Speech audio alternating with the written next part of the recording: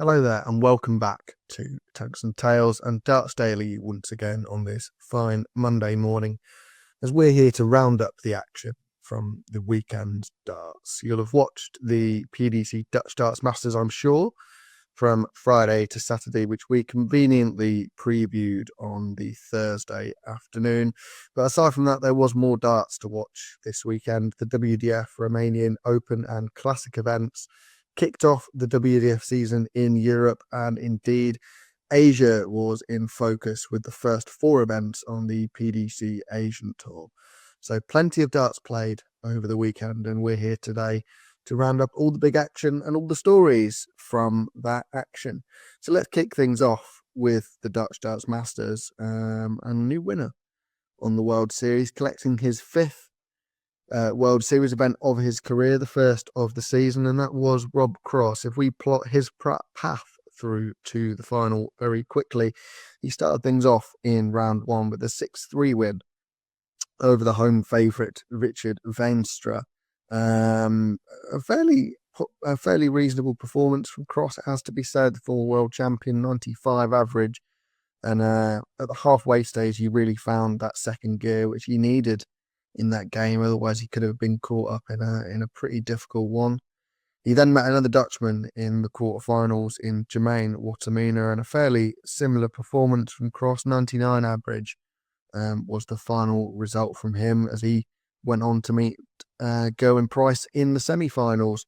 He continued to up it throughout the tournament, Cross, and that's probably the most impressive thing from his tournament. He was unfortunate, or probably below par is more accurate, against Paulo Nebreda in Bahrain at the Bahrain Darts Masters, but much more impressive this time at the Dutch Darts Masters. It seems to be ready for the new Premier League season to start. So in the semi-finals, he defeated Gerwyn Price, another semi-final for Price, a final and a semi-final so far on the World Series. 100 average this time for Cross in a 7-3 win over the Welshman. And then it was Stephen Bunting in the final. Bunting had been impressive all week. He defeated Jan van Veen in the opener with 102 average.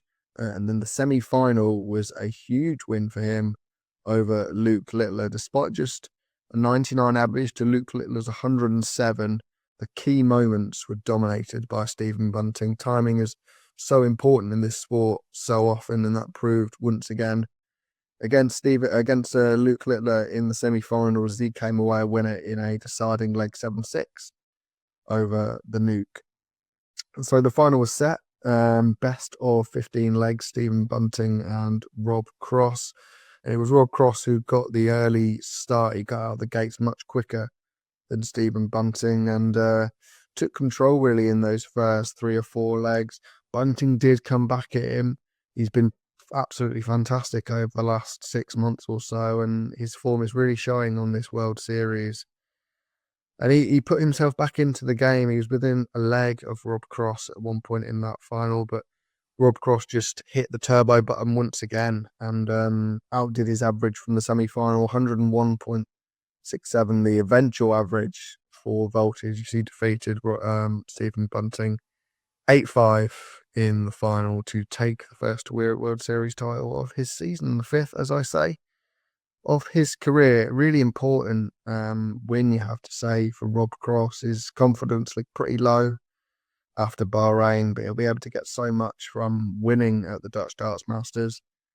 And take it into the season ahead. We've got the Masters next week, of course, which I'll be previewing here on Darts Daily in a couple of days' time.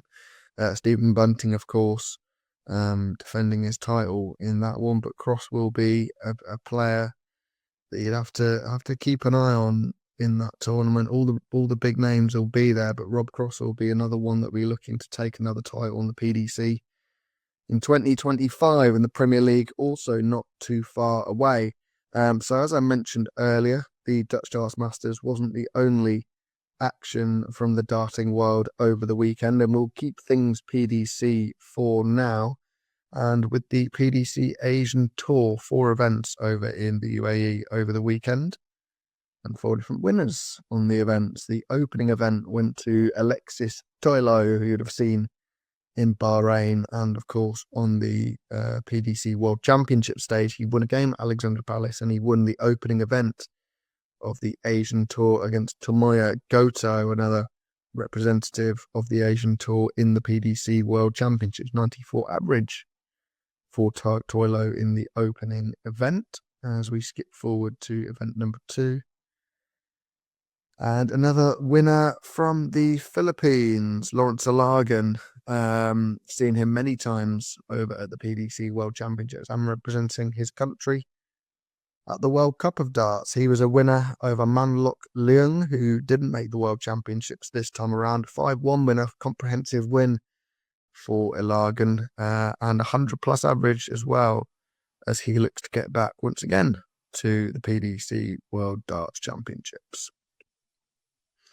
Drop into event 3, and it was another win for Alagan. 100 average again for the main man from the Philippines. Seedfeller defeated his Filipino counterpart Paulo Nebrida in the final, with Royn Lam, it has to be said, making the semi-finals on this occasion.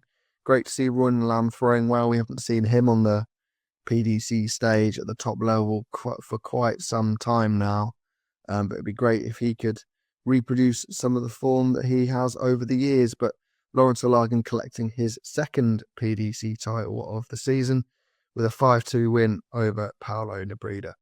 But the real story came in the 4th event of the weekend on the Asian Tour, and that was Paul Lim winning his first title on the Asian Tour this season, as he looks to get back to Alexandra Palace after a couple of years away. We did see him on the WDF World Championship stage in December. I was, of course, there over the 10 days at the Lakeside, and it was a magical 10 days for the Singapore slinger, as he made the final of the Lakeside World Championships, eventually losing out to Shane McGurk in the final, of course. But there were some absolutely fantastic performances throughout the tournament for Paul Lim, no less than beating Jarno Bottenberg to take his place in the quarterfinals.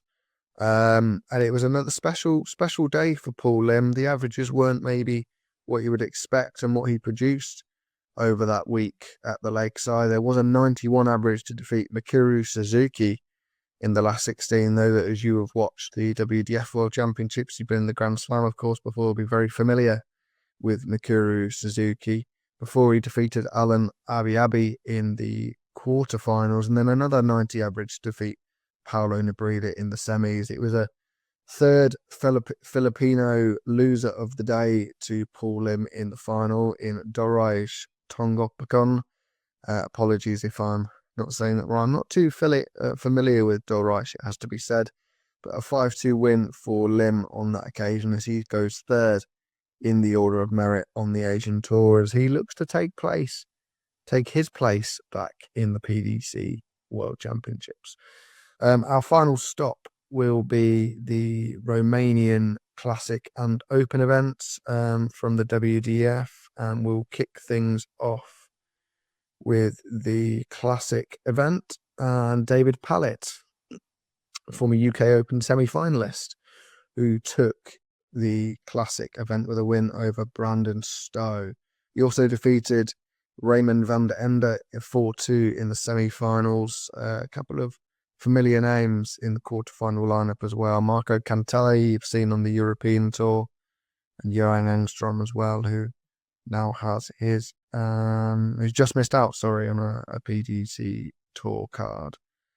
Now let's have a look around. What else have we got here? The Ladies Classic, that went the way of Lorena Rietbergen, semi-finalist at the Lakeside. She defeated finalist at the Lakeside Sophie McKinley in the final to take that one. As we move into the Open event, which took place on the Sunday, Brian Roman, who in his own words disappointingly dropped out of the WDF World Championships this year.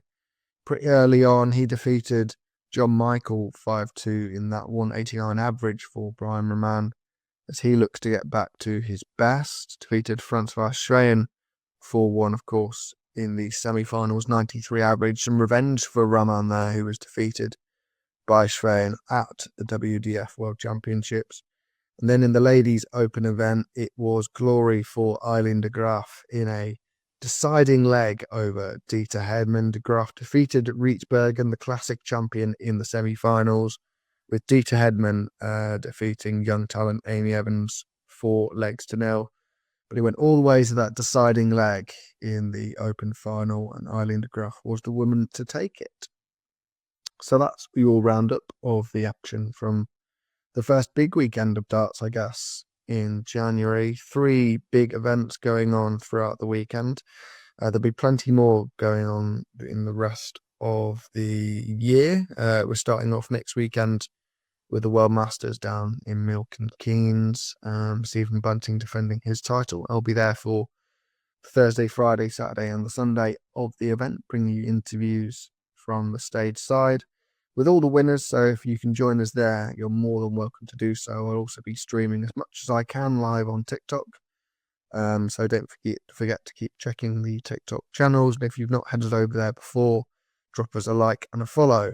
Thank you very much for watching once again, and we'll join you tomorrow for more Darts Daily.